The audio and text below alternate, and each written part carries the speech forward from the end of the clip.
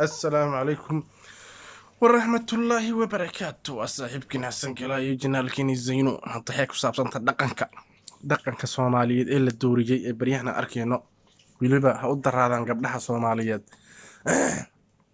dhaqanka aan sheegayo waa kan ku saabsan dhanka guurka.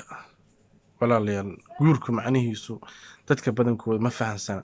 dadka badankooda waxay u maleeyaan hala iska qooqo shahwada isku baxsado bis saas u haystaan guurka macnihiisa dhabta ma fahmin. yaa waxaan rabaa inaan kaa dabageeyo ee dhegeyso dhagahaaga dulkooda isii walaal qaaliya. guurka macnihiisa inaan ku fahansiiyaan rabaa. ma garatay? guurka macnihiisa macnaha waa la qaan gaaraa keliya. waxay ahayd shahwaa ku qabatay meelaa ku gudataa rabtaa. waxay ahayd iska gud maahan macnaheedu. laakiin guurka macnihiisu yaa sida saxda wax walba wey iyo wado loo maro iyo wariiq iyo dariiq sax bay leeyihiin walaalayaal. yaa marka macnaha guurka saxda ah ee dhabta aan rabaa inaan ka dabageeyo asxaabe kilibkan inaan soo gaabiyaan rabaa.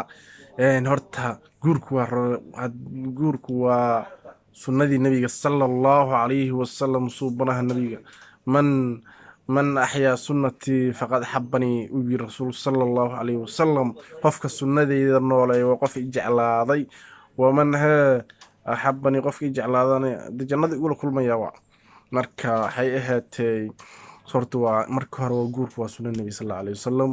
guurku wuxuu leeyahay dhaqan iyo shuruudo iyo wax walba uu leeyahay.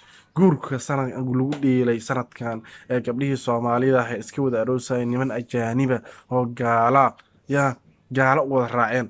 horta aad iyo aad ugu xumahay wiilal Soomaaliyeed iyo gaalo wada aroos waa iska jiraan.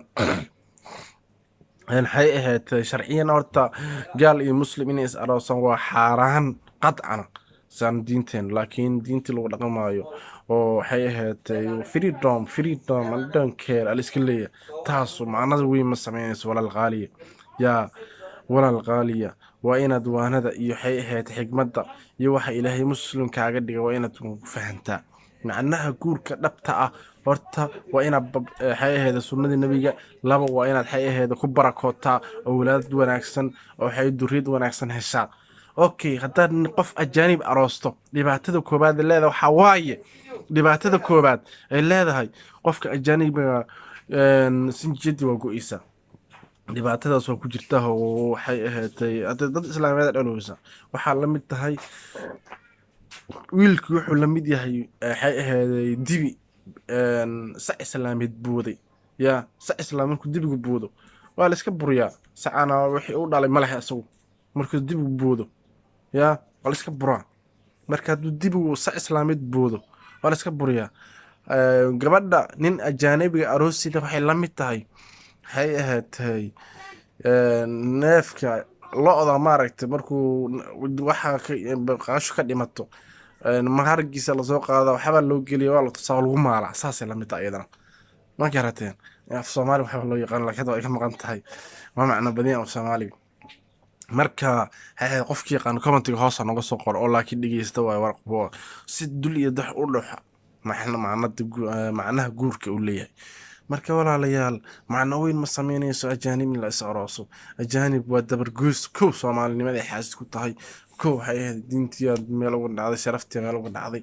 macnaha dadkaas ku xoriyad qofkan oo dooqan leh ma haddaad dooq leedahay yaa amaamiir haddaad dooq leedahay dooq milid haddaad dooq leedahay awaamiir ilaahay kuma siiyan waxna kaama nahiyeen waxna kuma fareen waxna kaama reebeen ee dooq milid waashan xilli walba xilliga ilaahay waa ku qontay inaad wada way ku socdo loo baahan yahay. yaa laakiin haddaad ka leexato istiraatooq alla naf iyo shaydaan raacday adowgeeda kood waa naftaada adowgeeda labaadna waa shaydaan.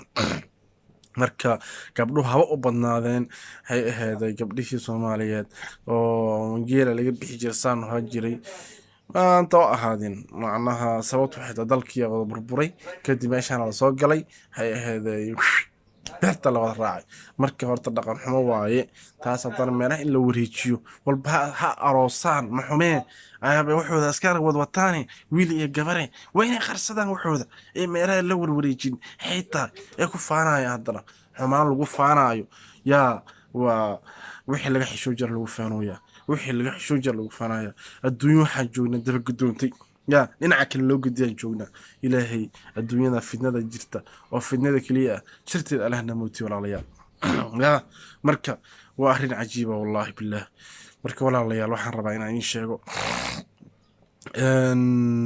barnaamijka noo shargalay noo subscribe janaalka fiirsanaysa waa Zeyno Caabidiin official 11 waa janaalkan ku leeyahay YouTube-ka walaalayaal arrintaas waa arrin aad iyo aad in loo ogaado u baahan marka insha Allah taala waana mahadsantihiin